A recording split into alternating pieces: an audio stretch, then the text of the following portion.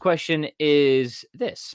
Gavin, what do you think was Aquinas' Mm. personal favorite argument for God? I recently read a paper which claimed that Thomas most frequently appealed to design arguments throughout his surviving corpus. All right, so forget our favorite arguments, Gavin. Let's enter the psychology of St. Thomas himself. What was his favorite argument? What was his beloved pet?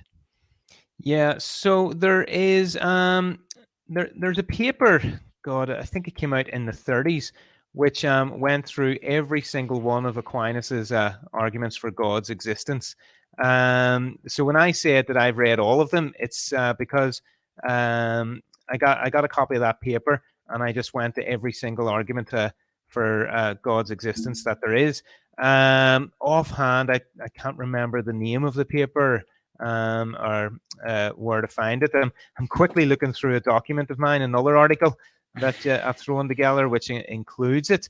But as yet, my eyes haven't come across it.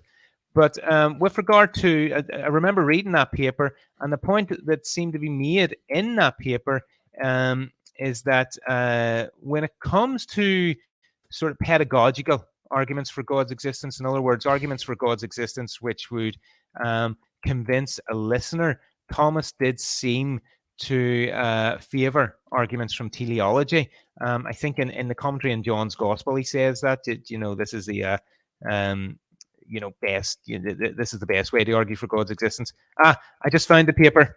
It's Reverend Jules A. Besney, St. Thomas Aquinas' proofs for the existence of God presented in their chronological order. So that's the author's surname is Besney, Baisne.